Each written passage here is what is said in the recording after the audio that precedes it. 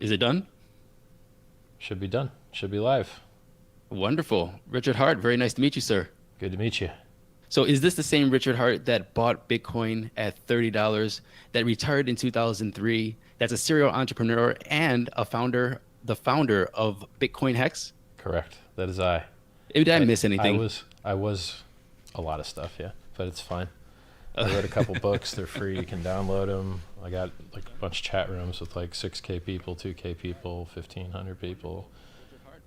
I got Well, I don't want to pass up all that stuff, so please tell us about the books. all right. So I'm Richard Hart, retired serial entrepreneur. Started my first business out of my front yard. It was car stereo. Did it for 2 years. Worked great. Then I got into search engine optimization, pay-per-click management. This is in 2001. Google AdWords didn't exist yet. There was no way to bid on traffic on Google. You had to like buy banners. And then got some clients that did well. Mortgage leads. Started a mortgage company. Cash advance loans. Miracle Cleaner. A lot of different businesses. Anything we could sell on the internet. Got up to 150 employees. Did 60 million a year. 60 million a year in gross sales. Mm. What else?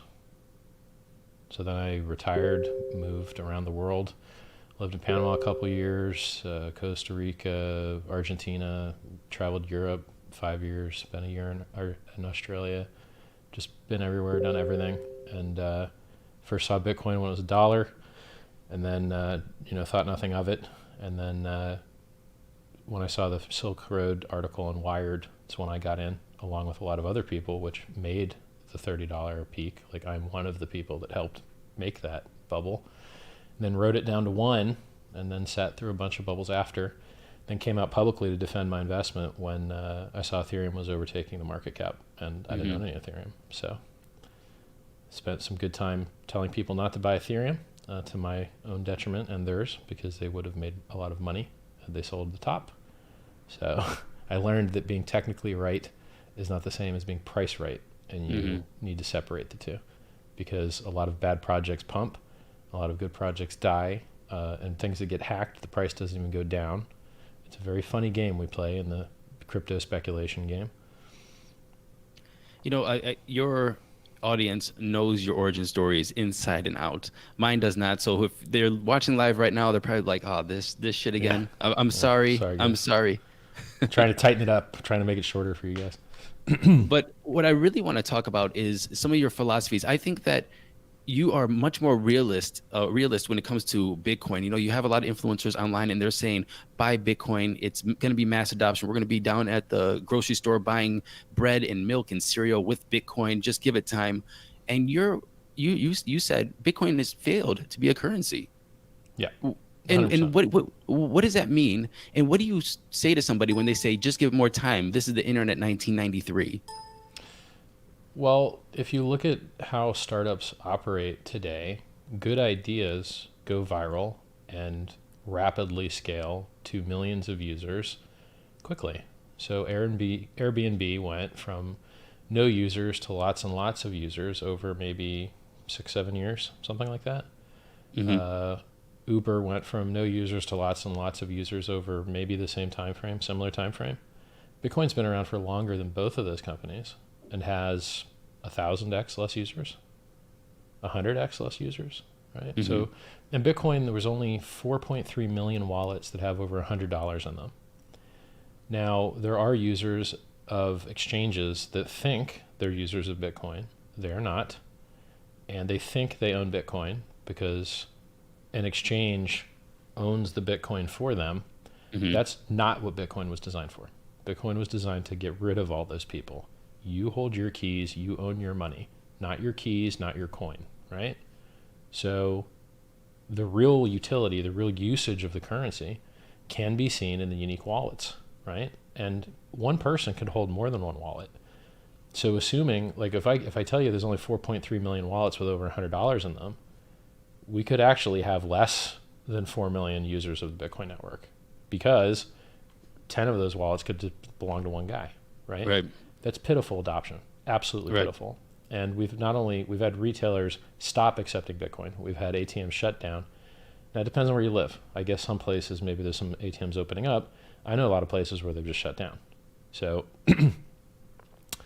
if you've got an 83% price drop and you've had 10 years with absolutely no retail adoption at all, 2 of the top 400 retailers accept the currency, and the ones that do accept it also accept 10 other things. Let's be real. 90+% of your price is in the speculative value and of the store value proposition, which if you hold longer than 3 years, you're always cash positive. If you hold longer than 3 years, Bitcoin's been the best investment of nearly any investment possible. Now, that being said, is that a currency? No, absolutely not. Now, is that okay? Yes, because a store value is worth more than a payment network. Visa, MasterCard, PayPal, 770 billion combined. Gold, 7.7 trillion. That's 10 times larger. Right. So the only actually successful use case in crypto, and I'm talking all of crypto with maybe 1 or 2 exceptions, is store value, speculation. The only good thing that crypto does currently is the price can go up and you can sell it for more fiat. That's it. So why is it not working? Look, I could have not done Crypto 101 without Ethereum, without cryptocurrency, without paying editors across the world in many different countries and blog writers and people who they all came from the community, from either Australia or from Europe or USA, and I was able to pay them with this. Why is it not working if it's so functional? Well, you're getting a bad deal. You're just not doing the math right. So I'll explain the deal that you're actually getting to you, and then you'll understand you'd be better off paying than cash. Okay. Here's how it works. People spend the majority of their money on rent and food. Rent and food are paid in your local currency, always. So if you live in America, you pay in dollars. So if you work for a crypto company and you live in America, one, you receive these magical, wonderful coins at the rate at which they were, the exchange rate when you got them. And then you have to sell them as quickly as possible, or you might not be able to pay your bills because price could drop. Sometimes it drops 10% an hour. Sometimes it drops 20% an hour. Sometimes it goes up 10% in an hour. Do you want to not be able to pay your rent? Are you living day to day like most people? Okay. Well, you got to sell it as quickly as you possibly can. All right. Well, when can you sell? After some confirmations. How many? I don't know. Let's call it 3. Well, how long does 3 confirmations take? Well, sometimes it takes 2 hours, and sometimes it takes 1 hour, and sometimes it takes 30 minutes. So you better hope that you can sell your coins in that hour to 2 hours to 30 minutes, you can't tell when, at the rate that you got them for. Now, how much are you going to pay in fees? 2.5% withdrawal fee maybe. Bid-ask spread. If you're doing big volume, you're going to hit the order book hard and get slippage, maybe 0.25% there. You're probably not a whale, so maybe the bid-ask spread doesn't matter to you, but you are going to pay a market order fee, which let's call it another 0.1%. So now you're down 3.6% or 2.6%, and you've waited 2 or 3 hours to get your money. And guess what? Now you've actually just started the wait, because now to pay your bills, you've got to wait for that exchange to send you your fiat to your normal bank account. So let's add another day to your shit. So now maybe you can pay your rent. What? Like, you could have paid me by PayPal and it would have been quicker. You could have paid me by any fucking method imaginable and it would have lower fees and be faster. So this dream, this fantasy that crypto of any form can work well for payments is dog shit. It's not true. Unless, and I've never seen this yet, but in theory, it's possible. You could have a circular ecosystem where everyone just builds up enough stack of this currency that they can transact with each other. But you have to re-pump back into the stack in a whole circle, right? So like the farmer makes the food and the people buy the food and it goes to the restaurant and take a crap and they pay their employees and all this. Never seen it. Never happened, right? It's like, it's a dream. Now, should it occur one day? Yes. Just like email sucked for a really long time. One day, crypto should be as useful, right? I don't care about one day. I care about now. I want to make 100x or 1,000x this year. I don't give a shit about what happens in 20 years. Oh, maybe Bitcoin finally got some users 20 years from now. I don't have time for that shit. I got 300,000 users in my own retail business back when I did business 10, 15 years ago, and it only took me 2 years to do it. With $1. So like, what? Bitcoin adoption's garbage. Now, So your why quote can't I is, fix Bitcoin's adoption? Because okay, go there's too ahead. many freeloaders. If I spent all of my money on marketing, I'd have to drag up all the other dead weight of all the other people that aren't helping me, Hmm. right? Now, what if I had my own project without all the dead weight?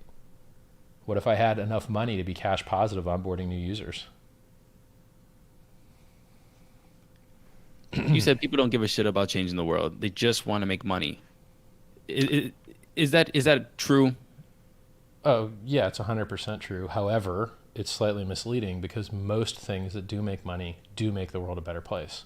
Okay. So the only things that make money that make the world a worse place are vices, where you get people addicted to games that destroy their consciousness and waste their life away. Hmm. Grinding games that have no end, where you do the same repetitive thing over and over again, destroying the human, right? Candy Crush. Clash of Clans, Candy Crush, any casual game pretty much. And you're not a If poker you fan. want We to know this. if you want to learn how to stop playing those games, there's a video on my YouTube channel that'll tell you how. I used to be All right. addicted for 10 years and I kicked it. And there's some tricks I can teach you to help you kick it too. There's better ways to waste your time. Um, so if you're not robbing people and you're not addicting them to shit that's bad for them, you are probably making the world a better place. Hmm. You know, so just doing shit for the money works out. That's why capitalism has dominated every other system of governance that we've ever seen. So you're not saying that cryptocurrency, Bitcoin has failed up to this point, but if you, No, but it succeeded as a store of value. That's enough. but it It's succeeded worth as a more store as a value. store value. Okay. Yeah, and Can you go maybe into that a Lightning will little bit? succeed as a currency, but it will succeed for all the currencies. Lightning works for all the cryptos. It doesn't just work for Bitcoin. Hmm. So can you go into that a little bit more about the store value is more valuable than a payment network? I know you just touched on Sure. it briefly with Yeah. Visa being Easy. $700 billion, but So what would you pay more for, a car or to transport the car to you after you bought it? You'll always that, pay a subset of the value of the thing you're transporting for the transport of the thing.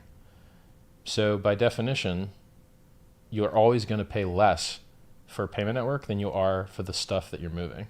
hmm. So stores of value, which is the goods that we care about, are always going to be more valuable than transporters of value, because transporters of value and money itself is just a proxy for the actual things that have value, which are goods and services. So only goods and services actually matter. Money and payment networks are just accounting systems and transactional systems that we use to help facilitate the actual goods and services that really matter. So if Bitcoin and cryptocurrencies are just a big, giant distributed Ponzi scheme that pumps and dumps over and over and over again at larger and larger values until they've onboarded enough users to change the world, that's better. That's fine. There was no other way you were going to get there. How else would you get there? Facebook coin? You think Facebook coin is going to be good to you? You think Facebook coin is going to do you a solid? Facebook hasn't done you a solid. Facebook coin isn't going to do you a solid, right? So, this oscillating speculative bubble may be the only way to onboard the planet onto peer-to-peer digital finance that removes government's power over man to some degree. So, Did you always think this way when you were looking at Bitcoin at $1 and you bought it in at 30? Were you always in this mindset, or was that an evolution throughout looking at this going? If you want to This make is never going to happen. If you want to make the world a better place, do medical research. Hmm. Buying crypto and making more money, or trading and taking money from other people, you're not making the world a better place. Now, I got a BitMEX link that'll give you 10% discount. If you're going to waste your money and waste your life, go ahead and do it on my referral link. But richardhart.win. If you have the option to do something better with your life and get rich anyway, you should do that. If you're a rich guy and you want to play in startups, do biotech startups. Hmm. If you're a rich guy and you want to donate to charity, donate to the SENS Foundation. They might help build the medicine that will save you or your children's life. If you want to actually make the world a better place, what we need is medical research. That's what we need. My grandparents died. I did nothing for them. My parents aren't dead yet, but they probably will die soon, and I haven't done much for them. My dog will die, and then I'll die. And at what point do you realize this money shit, it's not changing that much, right? You're eating the same restaurants, you're watching the same movies. What are you doing with the money? Spend it on the research that'll save your fucking life. That's the next step. Like all this crypto stuff, it's great, but it's not truly saving lives. Medical research will, so that's my next project. That's why that book, the free books I wrote, are called Sci-Vive, like how you can survive through science, Basically tells you how to do everything, how to get rich, how to get laid, how to have fun, how to learn better. Everything that I know, it's in the book. It's free. You just go to t.me/sci-vive and you can download it. And there's another book I wrote called Fix the World, which is more political stuff that you can't personally do, but matters, right? So systematic stuff, educational system, political system. How can we fix those systems? Most people can't move the levers to fix those things, but someone can. So maybe that knowledge will get to those people. Tell us about that medical research. Like you said, you want to go and start doing that instead of cryptocurrency, or both at the same time. This is how you're actually going to help people. What is that? Well, people don't understand. The meaning of life is quality times quantity. You can improve the quality of your life a little bit, but you're the limiting factor. If I gave you a 2 or 3 times better cheeseburger, your taste buds aren't good enough to notice the difference. If I played you a song that's twice as good, there's no such thing, because you're the limiting factor. So we've reached diminishing returns on how good perfumes can smell and how good food can taste. And so if you want to get a 10x higher quality times quantity of life, right, the product of your life, you can't do it with just quality. You need to extend the quality, the quantity, right? So can I get you 10x extra years of healthy life? Yeah, I can. Our science sucks right now, right? But we could get you an extra 200, 400 years of healthy, enjoyable life. And if you got bored with it, you could shoot yourself in the head, right? Now, people think that they're going to get bored, but it's not true because our memories aren't that good, right? We get bored of stuff we remember really well. Your memory ain't that good. What'd you eat for lunch, last Wednesday? Yeah, who the hell knows? Got to think about it for a while, right? And is lunch going to taste good tomorrow, even though you've had several thousand lunches? Yep, it is going to taste good tomorrow. So, people believe that. Imagine if like Alexander Graham Bell and Thomas Edison and the greatest researchers and inventors of all time didn't die right when they're at their prime, at their peak, which is the history of science and progress now. As soon as you're the best you've ever been, your brain starts deteriorating and then you fucking die, right? It's terrible. It's a huge waste. So we will inevitably have longer, healthy lifespans. If we cured aging entirely, you'd still die at 600 by accident, right? So you're not going to be immortal. You're still going to die, but you're just going to be really, really healthy until that day that you die. That is going to be the case for mankind at some point in the future. The question is, will it occur before you rot and turn into worm food? Right. Are you going to be the guy that dies right before it gets fixed, right? Because you only need to cure 1 year a year. It's called longevity escape velocity. If you can cure 1 year of damage every year, you're good to go, right? You're going to die by accident and not just decaying and falling apart. It's so stupid that every one of us knows that the Grim Reaper is coming for us, but we just pretend like it's not happening, which is a good strategy before you could do anything about it, right? If you couldn't do anything about it anyway, well, sure, don't think about it. It's a waste of time. But we can do shit about it now. We really can. If we have more money spent on that and less money on F1 racing, more money spent on medical research and less money going to Mars. How do you think that longevity of life is going to change society? Like if people are living to say 100 or 200 years, it's going to change dramatically. I mean, if a woman has kids in her 30s or 40s, they'll get old. Even having kids is a distant memory. How retirement's going to move back? We're going to just change society. How do you think it's going to? Well, we've already doubled or tripled lifespans over the last couple hundred years, right? Mm-hmm. So, how much did that suck? Seems to have worked out pretty well. Did we really double or triple? Because people were still living to the same age, 80, 90 years I think old. We get. More people are now I think we get like a living year every 10 years. I think we live like a year longer healthy lifespan every 10 years. Mm-hmm. So we should have got, over the last 200 years, we should have got about 20 years of extra life. So if we die on average at 80 now, we died probably on average 60 then. And you can look these numbers up, right? If you go back far enough, people just died in their 20s. Oh yeah, yeah, for sure. Yeah. But there are the outliers that did live till their 70, 80, 90. Right. Let's just assume it all sucks horribly and terribly. It is inevitably going to happen anyway. It is going to happen. So do you want to be around to see how it sucks? Or do you just want to fag out and just die early because you're a pussy? I might not like it. I better die of this sucky thing or whatever. Like it's, Oh man, I want to live to as long as I can. yeah, health span, right? How Yeah, man. long can you be healthy? If it sucks, call it quits. This has nothing to do with blockchain or Bitcoin, but I want to bring it back to blockchain because we kept on talking about cryptocurrency. Bitcoin is failed as a currency. Do you have the same ideas about or these blockchain startups as well? Is They're blockchain just worse. They're far they're the worse. worst?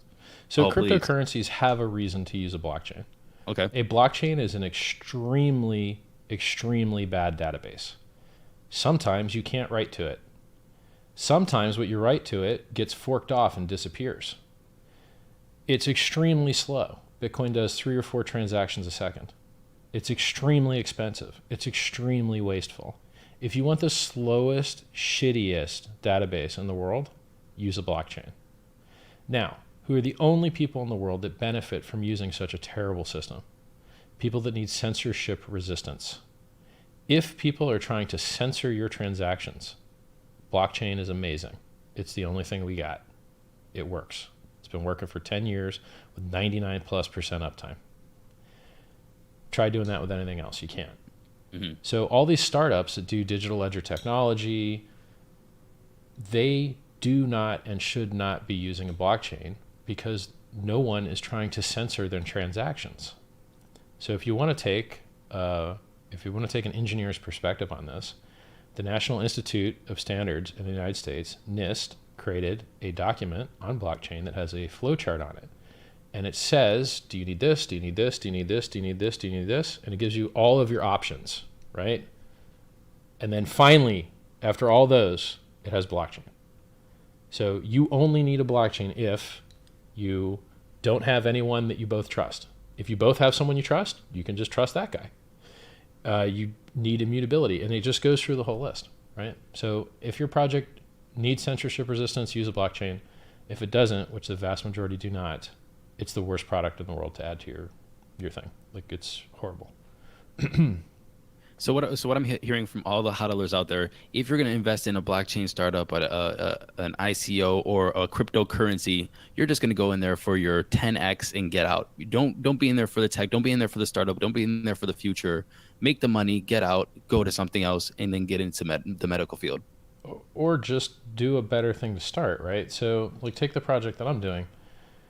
Bitcoin, you can send coins and you can mine it. And that's it. Mm-hmm.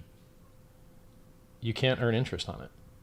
If you want to earn interest, you've got to trust your coins to a third party, and they lose them or steal them, right? So you want to loan out your coins to make a little interest to people that want to short, right? They want to short, they need to borrow coins to do it. You loan them your coins, right? You make 10, 20% a year. Oh, exchange got hacked, you lost all your money.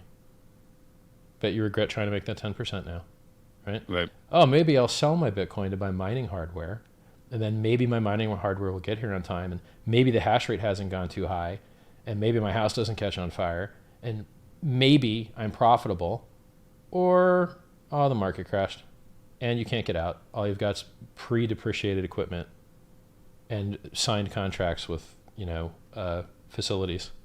You're fucked, right? So if you're given programmable money, the first program that you should design is interest. There is no other coin that I am aware of that pays you longer for locking your coins longer. There is no coin that I'm aware of that when you lock, you need to stay locked, you're going to pay a big penalty. Those two things mirror the real world. In the real world, we have money, which is nice, but it doesn't do everything. So we also have savings accounts and time deposits and CDs, right? So crypto and Bitcoin did the currency well. Awesome. But it didn't do finance well. It didn't do exchanges well, which is why we have exchanges that are worth billions of dollars, because crypto couldn't do it. They had to do it, right? Right. So someone had to build the peer-to-peer, trustless, interest-bearing time deposit. I built it. No one else did. Okay. Well, I we're talking built about BitcoinHex. Yeah, right. So All right. BitcoinHex is an extremely useful thing that someone had to build, so I built it. It's obvious, right? It's a no-brainer. What products does a bank have? Okay, you don't like banks, you want to get rid of banks? What products do they have? And can you develop in a peer-to-peer manner a way to replace this? It's that simple. Bitcoin did currency. I did savings accounts, but truthfully, it also does higher throughput and lower fees. So it will do currency better too. Tell us a little bit more about Bitcoin Hex. Why the name Bitcoin Hex? It's an ERC20. Is that correct? Yep. Tell us about the not only the inspiration of making it, what it's going to do. On the website, it says, claim your free Bitcoin Hex and change the world. Yep. People want to change the world with it. Just tell us about the whole motivation behind it, the naming, the branding, and the future. Sure. So if you're going to start a new cryptocurrency, who are the best users to onboard? The ones that have been around the longest and that are the richest, right? Because, hey, maybe they'll buy more tokens. Maybe they'll advertise at good places. Maybe they'll help it get listed on nice exchanges, right? So if you're going to onboard users of crypto as your first set of users to help prime the pump and spread the word, there's no better users than Bitcoin users, right? They've held through the most dumps. They've got 4 times the market cap of the next guys. It's a really good user base, and I've got a bunch of Bitcoin. So hey, why not pump my own bags with some more free coins, right? So if you're going to start a new currency, you're going to want to airdrop Bitcoin holders or have Bitcoin holders in there, which is the reason. Let me give you a list of the top 10 currencies that have also given free crypto to Bitcoin holders. Bitcoin Cash gave free crypto to Bitcoin holders. XRP gave free crypto to Bitcoin holders and anyone else that gave their email address. Lumens gave free crypto to Bitcoin holders. You had to sign proof that you had coins. Those are all top 10 cryptos, right? And then Bitcoin SV was given to Bitcoin Cash, which came from Bitcoin. So in effect, you have 5 or 4 currencies in the top 10 that are given for free to Bitcoin holders. So this concept that like, oh man, you shouldn't use Bitcoin as the name because we don't want a 4th Bitcoin in the top 10. Stupid, right? So like, is Linux Mint and Fedora Linux and Red Hat Linux all scams because they all use the Linux name? No, they're called Linux because they're forks of Linux, and it's useful to know that. So is it useful to know that a fork of Bitcoin is a fork of Bitcoin and therefore has Bitcoin in the name? Yeah. Is there brand confusion? Only if you add it. If you add some marketing to your website that says real Bitcoin is fake and our fake Bitcoin's actually the real one, well then you're an asshole, right? And that's the problem. Like the name is not the problem. The problem is the misleading marketing. Right. So now that being said, I'm happy to pivot to a better hex name as soon as I find one. I've tried. I've had votes and I've tried to pivot to Strape, Hex Trust, Trustless Interest, Scarcity Coin. Nobody likes the names. They like Bitcoin Hex better. So until I find a better name, I'm stuck with it. I plan on having a higher market cap than Bitcoin itself, and it will be a lot easier to do that without Bitcoin in the name. So tell us how to claim your free Bitcoin Hex then. Well, right now you can't, but in 8 weeks you should be able to, and you should be able to fool around with a demo claim tool on a test net in about 6 weeks. So all you do is you have some Bitcoin in a wallet at the snapshot, right? A block height.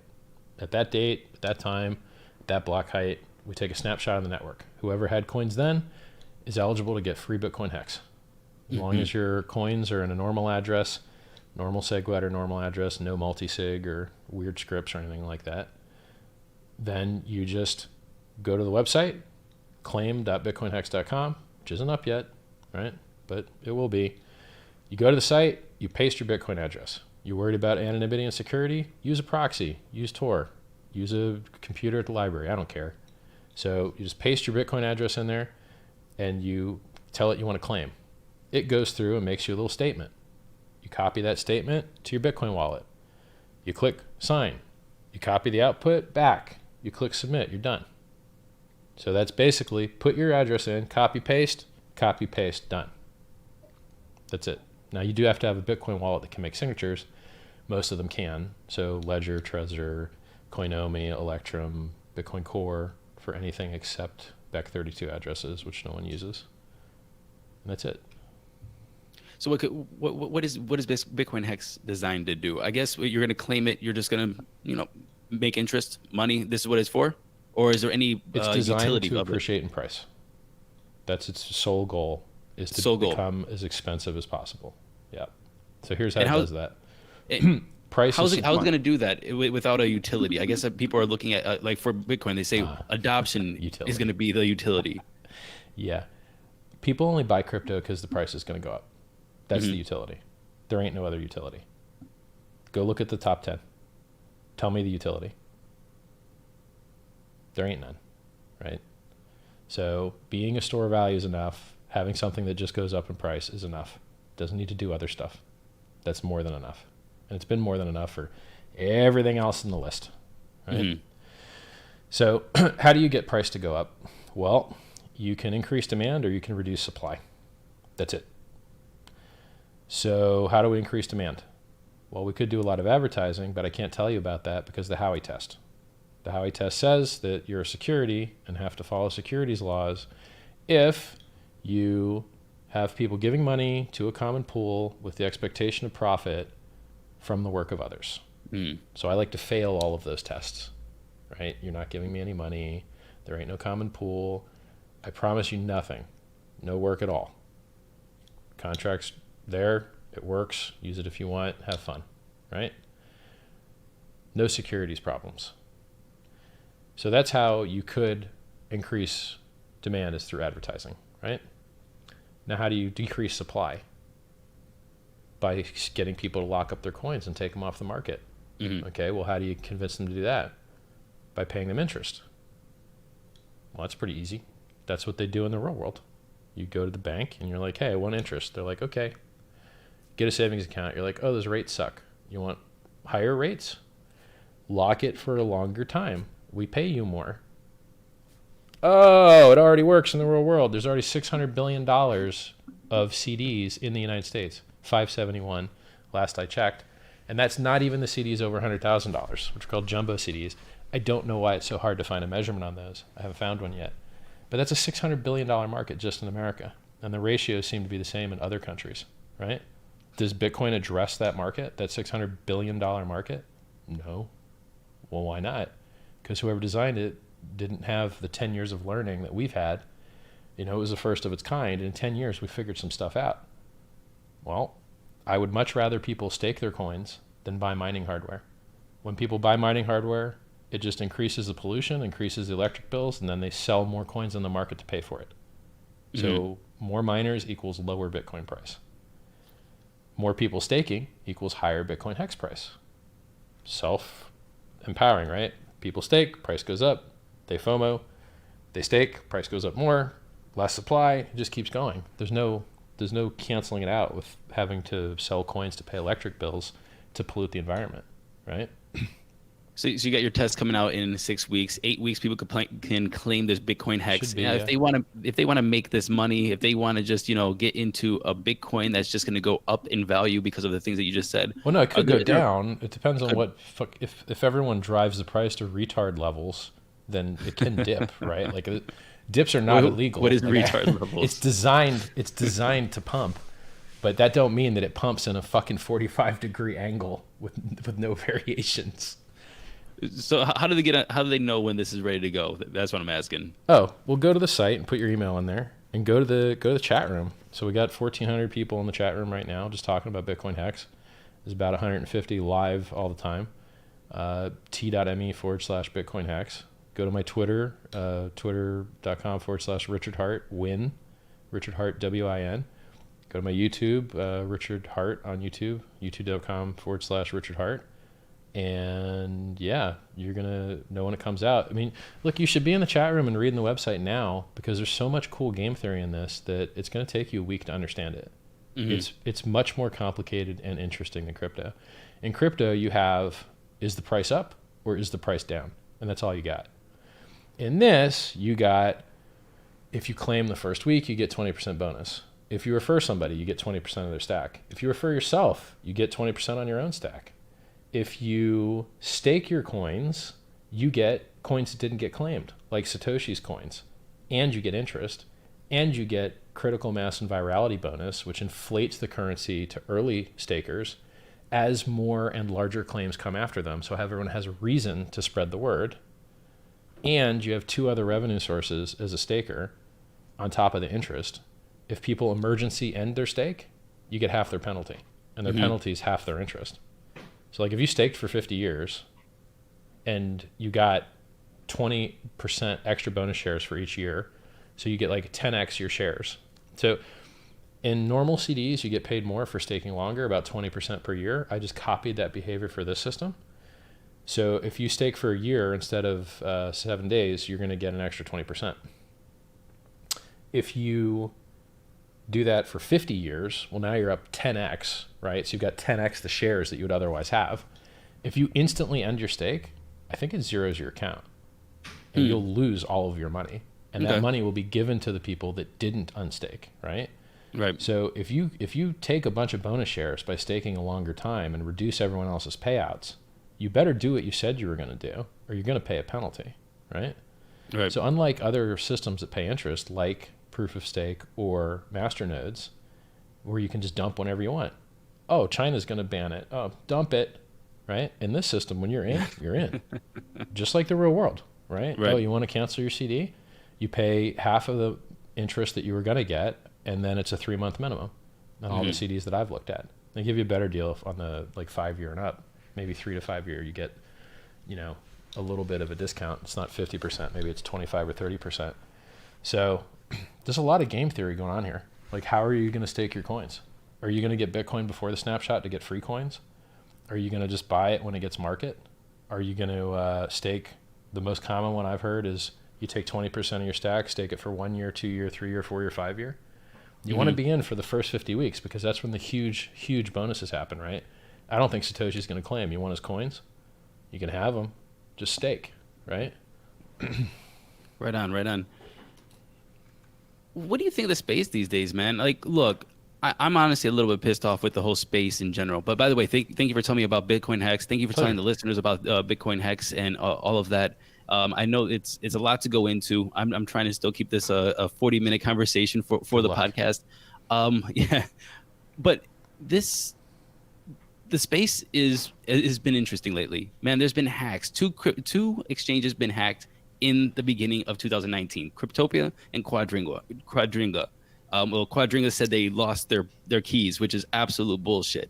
What is your take on those two exchanges? So one of them was a hack. One of them was just bad operations. So the Do Cryptopia. you believe it was bad operations? Or do you think there is a bad actor involved? Well, both. They're not mutually exclusive. True. So, but apparently, a lot of those cold wallets have been sending money around. Apparently, lost their keys. The keys weren't lost, right? So whether it's straight up embezzlement or an actual loss of funds, that all comes down to bad operational practice, right? Users shouldn't be using exchange that is uninsured. If an exchange is insured, the insurance company should verify that their cold wallet is indeed cold, or else they're insuring something that shouldn't be insured, right? So if you have your coins on an exchange, you're going to lose them. At some point, the exchange is going to get hacked, and you're going to lose your funds. Wouldn't it be nice if there was some other way to make money by just locking your money in a smart contract that was trustless and not having to send it to an exchange? Boy, wouldn't that be cool? You could call it trustlessinterest.com. Go there. I own that. Yeah, so the Cryptopia hack was different in that the hacker apparently took control of their cold wallet and hot wallet and then deleted their access to it. So he didn't even have to sweep the funds. So their wallets are still receiving money and the hacker's still keeping it all. I have no idea, absolutely no idea, how the operator of an exchange could not have a copy of his own seed words somewhere. It is unfathomable to me. So I guess we've seen it before. I guess Mt. Gox was as bad with a fake cold wallet that just lost all the coins. Hey, our cold wallet's actually accessible to the internet. I lost all the coins, right? So yeah, like computer security is very hard. And when you've got bearer bond crypto cash that you can just steal and keep all your gains, it's pretty tasty for insiders that want to steal it all. So if the hackers don't get it, then you get exit scammed by a fake hack by an insider, right? Don't leave your money on exchange if you don't have to. That's why if you do have to, like let's say you wanted to hedge against the Bitcoin price going down some more. You could open up a margin short on BitMEX, richardhart.win, if you want 10% off. And then you don't have to send as much money to the exchange. So you could send half your stack there and open up a 2x leverage short, which would hedge your whole position into effective pseudo cash. But if they went out of business and lost all the coins, you didn't lose all your coins because you used leverage to reduce the amount of coins that you had exposed to the exchange, right? Now, the only downside to doing that is if the price pumps 100%, your position gets closed. And then if it redumps, you're going to be sad having bought the top, right? So you do have to keep an eye on it a little bit. But that may be a much better tax situation for you than, it may be better for you to hold coin and hedge it using the futures, which are tax advantaged in a lot of jurisdictions, than it would be to like sell for cash, right? Oh, I'm talking to myself. Lol. Matthew's internet probably just dropped. Guess what, chat? It's your lucky day. I get to read your terrible questions now. Let's see what we've got in here.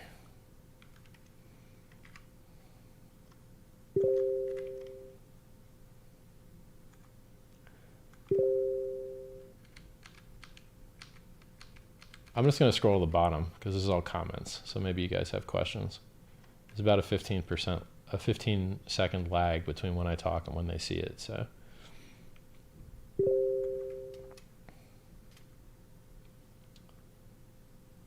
I'm just going to tell you guys, go to BitcoinHex chat room, t.me/BitcoinHex. Go to my Twitter, twitter.com/RichardHartWin. You want my free books? Download them, t.me/Scivive. You want to trade BitMEX and get wrecked? Get wrecked on my referral link. You get 10% off. What is it? richardhart.win. You want to sell for pounds or euros? Go to mocoiner.com. Forwards you to Binance Gibraltar, I think.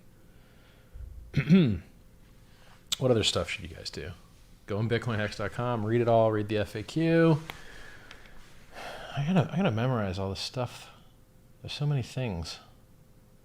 Hex, show links, free book. I think that's it.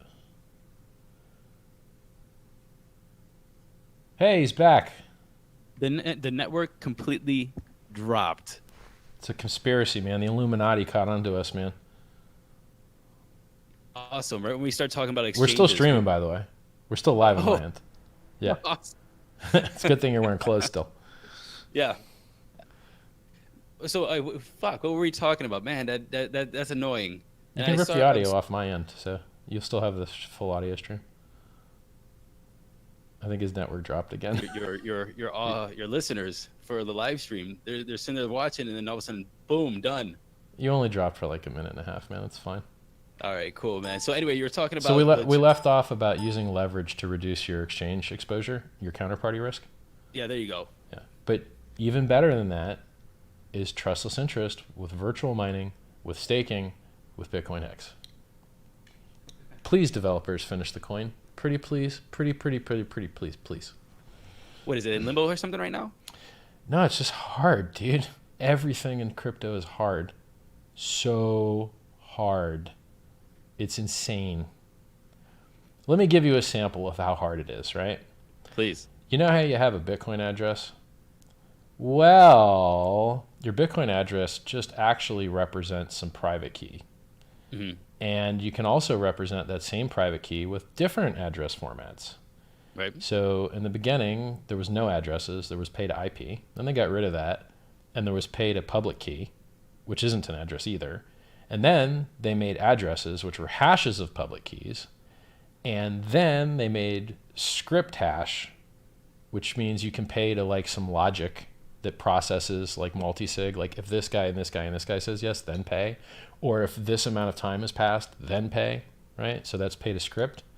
And then they decided they want to save some space, so they invented segregated witness, which moved some things over into this and some things over into that. And then your pay to witness public key hash gets wrapped in a pay to script hash. As you iterate through this suck as a developer, it begins to get really hard. you're like, man, what address formats do we even support anymore? How many are there? Like, everything in crypto is hard, dude. I'm letting you keep going with this because somebody's understanding this shit. I'm already done. Yeah. I tuned Yeah. out a little bit ago, bro. Right. So your Bitcoin address, like, it's everything in crypto is really, really, really hard. And when you do something that's never been done before, it's a little bit harder. But, So my guys are doing a really good job. It's just, it takes time. It takes a long time, and everything takes a long time. But yeah, my original question was the space, the exchanges, the scams, the irresponsibility. Look, It's always been like this. As a matter of fact, it's probably the least shitty it's ever been, truthfully. If you want a good counterparty, go buy and sell your Bitcoin on CME, the largest market in the world. Okay? You didn't have that fucking option 2 years ago, right? It's brand new, man. So it is the best it's ever been. It just, it's always kind of sucky because there's so many crappy companies in space, like there's crappy companies in every space, bro. Like, are you for regulation? People coming in here and just taking these crappy companies out before they fuck people over, or? No, please. I mean, there has to be a balance though, right? I mean, do people just keep getting fucked, or do we come in there with something and something to say, hey, shitty exchange, let's shut you down for a little bit until we figure out if you're doing things properly? It's hard to argue against that point, yeah. Look, I think the SEC does the best job that they can in trying to help people stay unfucked, and people still get fucked, So it's hard to say, man. I mean, let me put it this way. It's good and bad, okay? Here's why. The New York license, everyone hated it, right? Why? They're coming to regulate crypto. But what did the New York license give us? It gave us Coinbase, and it gave Coinbase a bank account, and it let Coinbase use that bank account to onboard millions of users. Mm-hmm. They couldn't have done that without that regulatory certainty that the New York license gave them. So for onboarding shitloads of users and for turning Coinbase into a billion-dollar company, the New York license was awesome. Right. Now, here's the caveat. If we lived in a more efficient world where startups were funded and where it didn't cost $1 million or $2 million to get licensed as a money transmitter in every state that you need the licensing, which is maybe 26 states or something like that, then in that world, the regulation would be unnecessary because competition would exist and people would just use better companies. It's a libertarian fucking dream, the libertarian fantasy that so very, very, very rarely comes true. So in fact, the good free markets that we have are free because they are regulated. And when a market is no longer regulated, it is no longer free because it will succumb to collusion and price fixing and vertical integration to where you only have one choice. Like, how many cable service providers can you choose from? How many internet service providers can you choose from? So good regulation is far, far, far better than unregulated capitalism. Mm-hmm. People just don't know that because they don't remember how shitty unregulated capitalism was. It was fucking bad, right? So, I mean, I don't like the concept that crypto might have slower onboarding because there's less exchanges, because less people can afford to get signed up, because there's more regulatory overhead. But I'm also not excited about people getting yanked for their whole stack when the exchange gets wrecked. Right. So it's like, I think short-term regulation would hurt adoption, but long-term would help it. Hey, so speaking of unfucking, what do you think of this whole Brock Pierce, Mount Gox Rising thing that's going on? I don't know much about it. I'm going to chat with him about it here, actually this afternoon. But what's your idea on trying to unfuck the Mount Gox situation? Well, Mount Gox is under receivership. It's technically owned by the Japanese government.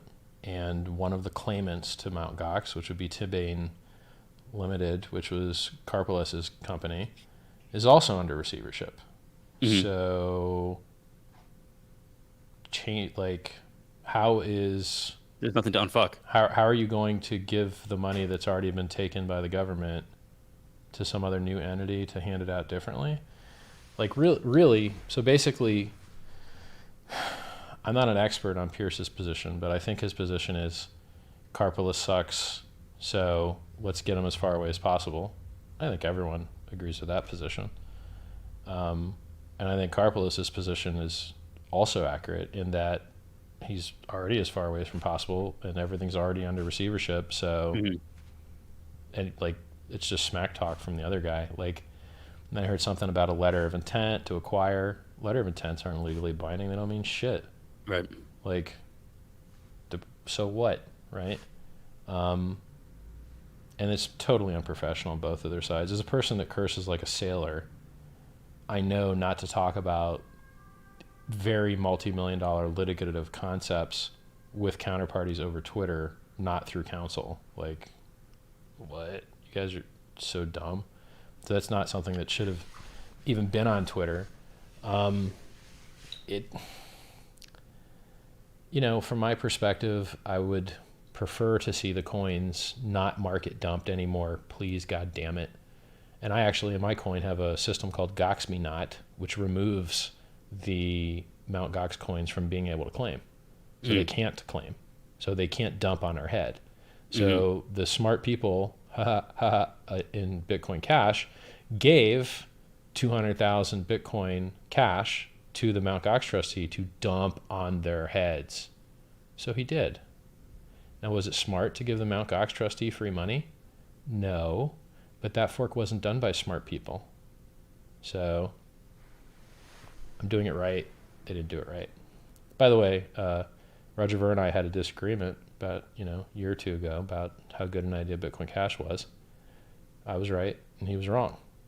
Now he's lost millions and millions and millions of dollars by not taking my advice. So. And that video is on your YouTube channel. Is that correct? Yep.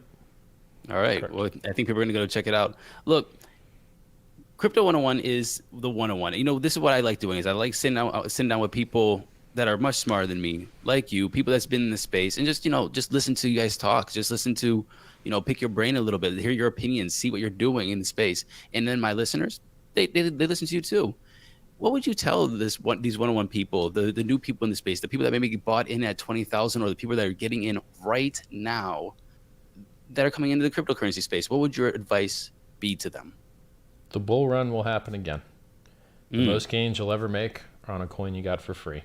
If you can find free money, claim it. Try not to sell the bottom. If you're in a crap coin or a shit coin, there may not be a bottom. They might actually go to zero and not come back. If you're in a good coin, Bitcoin, Monero, Ethereum, blue chip of the crypto space, all down 85, 95%. Don't sell the bottom. Technically, Bitcoin has got 3 levels I'm looking at underneath where we are now. This last 10% pump did not impress me whatsoever. Right. So, our low was like 31.10, and we pumped to we're currently 15% over that maybe. Mm-hmm. So you're 15% over your 365-day low. Wow, so bullish. And the 200-day moving average is up at 6,200. And you're you're doubling away from that, right? So your 50 to 200 golden cross is going to be a long way away. I don't think that the bear market's over. I think we have another 6 months of this shit to chop around, and then the bear market will be over. That's my guess. That's the fractal of what happened last time. So I'm going to give you the numbers that are underneath this. We've got a fractal just means a repeat. We could repeat the 86% drop of the last bear, which will bring us down to the 2800s. Or we could repeat revisiting the peak of the last bubble, which would be 1175. Or we could dump under that the 30% that we did on our last revisit, and that gets us down to around 800. So I'm happy to just hit 28. Or if we got to do 1175, fine, whatever. Right? That's fine. Okay. I don't care. So that we're a lot closer to the bottom than we are from the top. So there's a lot of money that'll be made buying the bottom of the bull, buying the bottom of the bear that turns into the bull, right? A lot of money will be made then. You've always prided yourself on your price predictions. So where do you think we're going to be going in the next bull? Well, it's taking us longer to get higher because our economic mass keeps increasing. So we didn't get as high a multiple from the last bear this time as we did last time. So basically the chart looks like, why don't we do it backwards from your guys' side? So we went really high and then dumped and then went a little bit less high and then dumped longer and a little bit less high. And they get longer, but we keep going higher. So we did a bear for longer and then we did a bull for longer. So this could take 6 to 8 months to a year to resolve if it repeats the same type of slightly longer time frame.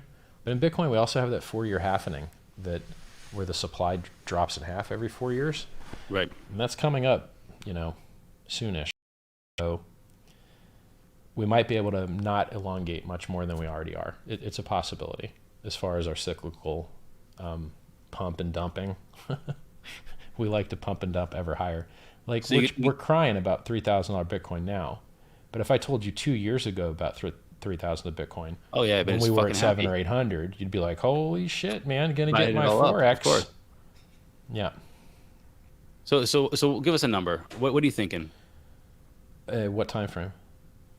2 years from now. Next bull peak. Oh, next bull peak. Next bull peak. I don't know. Let's grab a 7x. Pull that number out of my ass. I'd really wish to have a chart in front of me right now. But without a chart in front of me, let's go 7x on 20K. Let's go 150K. Wow. You think so? Sure. Why not? We have no users.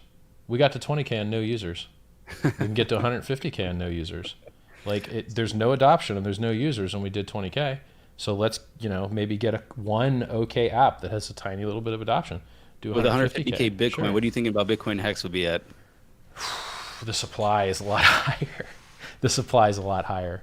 So the supply of Bitcoin is 17.5 million right now, and depending on how many bonuses are given out, we wanted to target a supply higher than XRP and Ripple, which are $100 billion tokens. So we targeted 300 billion. Now the new coin that came out from the BitTorrent people targeted 990 billion.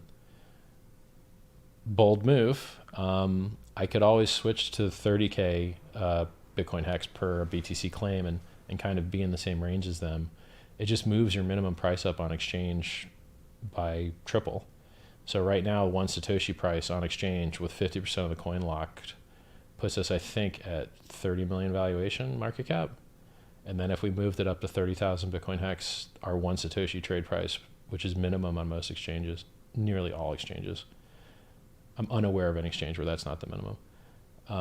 Then that would be 90 mil minimum market cap, which is high in the bear. And it gives you no resolution under that. So, you could just drop your claim. You could lower your ratio, and then that just moves up where your trade price is. I'm probably in my head, I see charts, right? But I know the listeners aren't seeing them.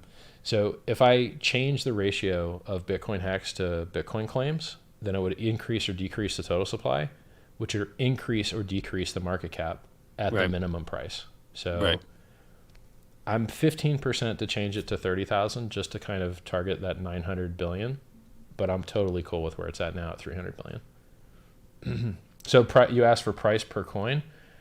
I don't know. Let's take the market cap of Bitcoin now for giggles and then divide it by 300 billion. And then that would be your price.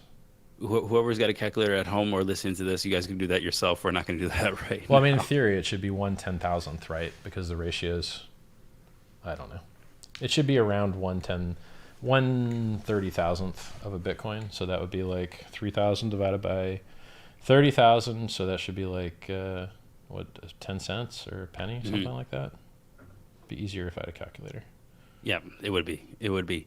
Richard Hart, before I ask you this last question, I want to say first, thanks for just wrapping out. Thank you for waiting for me to come back up online when my internet went out. I appreciate that. Thanks for just spitting some wisdom. Thanks for your realism when it comes to Bitcoin and cryptocurrency. I do like alternative positions from most people that we have on the show. I think that's amazing when you are able to put out different opinions and allow listeners to have just more information and that more information is going to give them, more information to make wiser decisions in the future about these investments that they're making. So I appreciate that, sir. Thank And I you, man. appreciate, yeah, and I appreciate the 55 minutes of your time, man. Well, I try and avoid all these things, which is why I don't ask anyone to do interviews. Once the token is on an exchange, I'll probably do a lot more interviews. Right now, I'm like focused on finishing the white paper and helping my devs in any way that I can, and doing like outreach to users and really troubleshooting a lot of people, helping them learn how to sign statements from their wallets and stuff.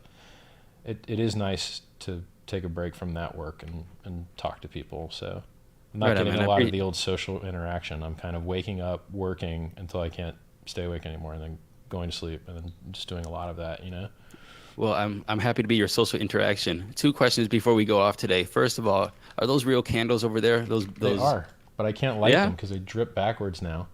So candles aren't meant to be lit in this format. They No, just why are they like that then, man? A drunk girl knocked it off of the pedestal. I used to have this in my foyer, and a drunk girl knocked it over, and then now What do you got it's it like propped up bent. on something over there? What the? I'll show I you. know. So these are supposed to be a lot more forward, and I've Right. put a piece of metal behind it, but I kind of need to weld it, and I don't feel like buying another oxyacetylene kit, and I'm not even sure how well this brass is going to take it, because I don't know. I'm used to doing HVAC, like soldering copper tubing, and I'm not used to this.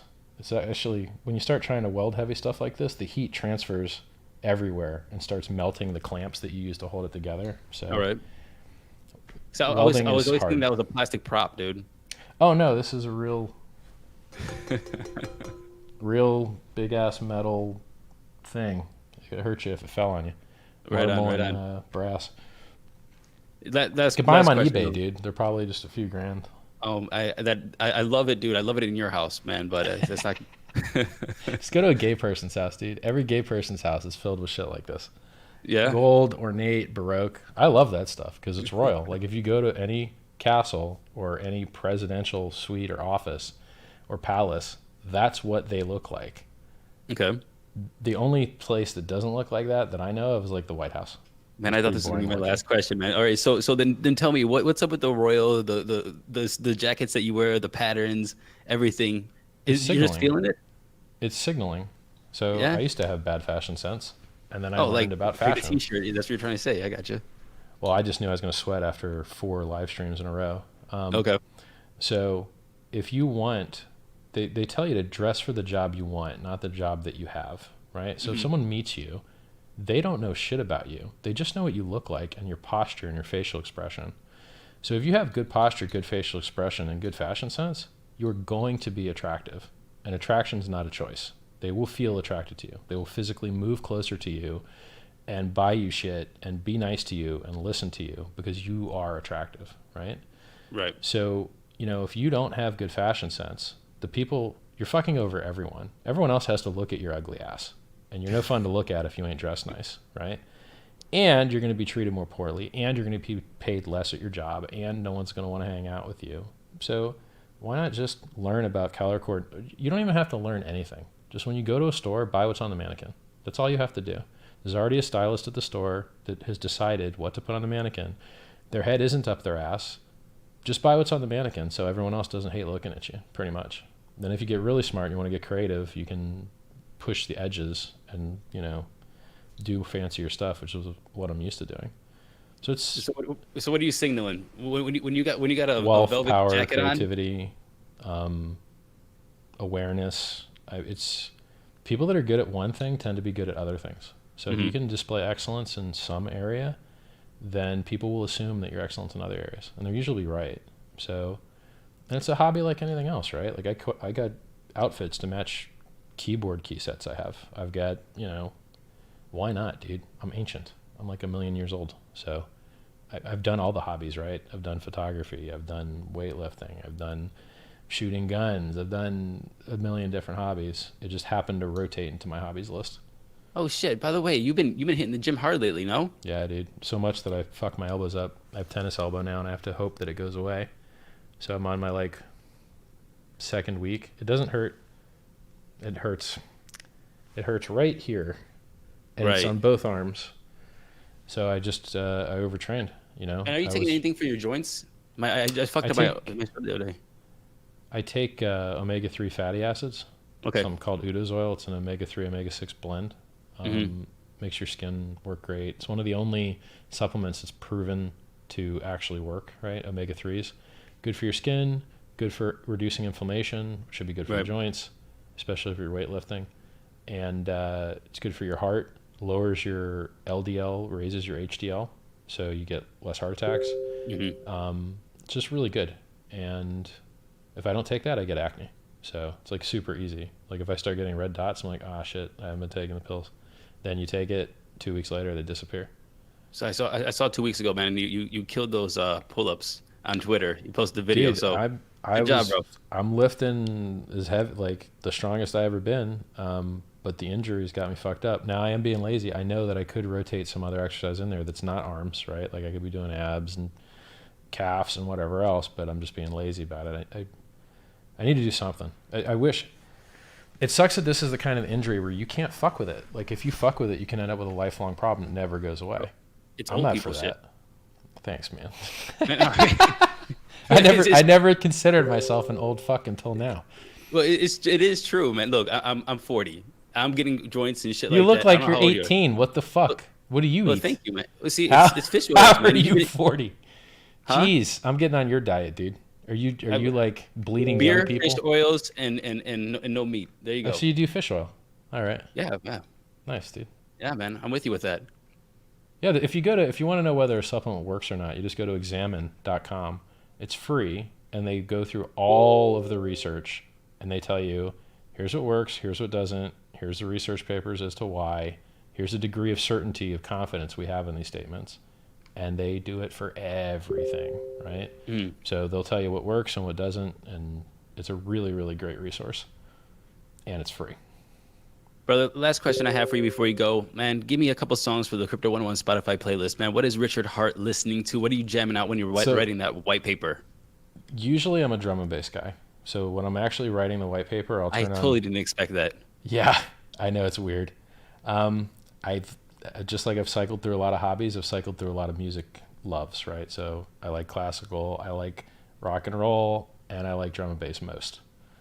So like if you like drum and bass, Wilkinson has a bunch of really great songs. If you like neurofunk, Kamal and Rob Data. Audio has an album called Audio, which is pretty insane. Then and if you're into just like kind of indie rock and roll electronic rock stuff, there's a song called The Less I Know the Better by something Panther, or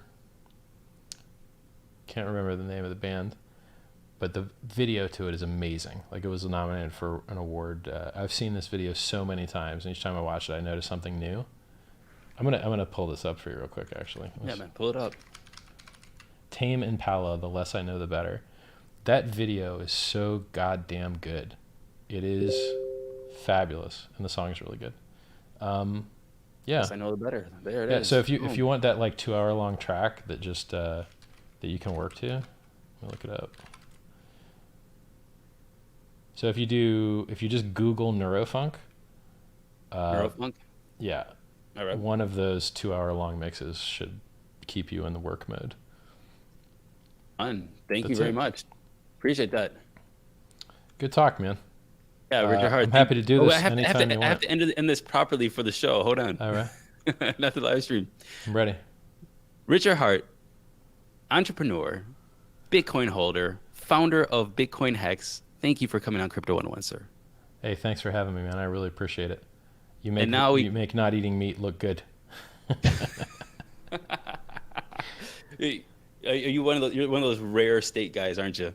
I eat as much steak as possible. It tastes goddamn delicious. I'm addicted to it. I don't even fuck with chicken. Chicken's not even in my sights, dude.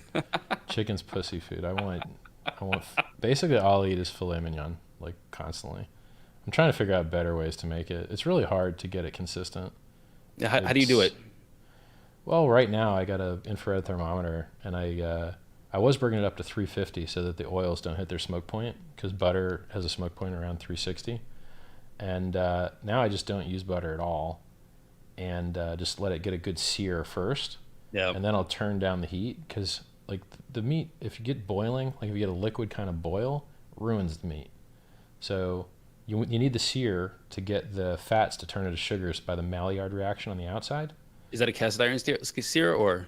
It's just induction, so it's I guess it's cast iron, but it's not thick enough to matter, right? Like cast iron's good because it holds heat for a long time. So it is iron, but it's not very thick. So if if you turn off the heat, you're gonna lose the heat out of the pan pretty quick. So you get your sear, and then don't let the whatever additives in there get to their smoke point, and then you can flip it as many times as you want. It doesn't matter. You can cut it, detect the temperature. Doesn't matter. I should get an internal meat thermometer, but you can get pretty good with the infrared. There's an art to it. I got a buddy that's a chef that comes over and wrecks my mind, and I need to basically just watch what he's doing to try and pick it up a little bit better. Man, the only thing I miss about eating meat is burgers, man. I love burgers, man. They are good, dude. They're They are fucking good. Hey, All right. it was really great talking to you, bro. Everybody go All right, to the Richard. chat room. Go to t.me/BitcoinHex and chat. We got 1,400 people there. I'd love to talk to you, including you. All right, brother. Later, Thank you, bro. sir. All right, man. You have a good day, and we'll talk again soon. All right.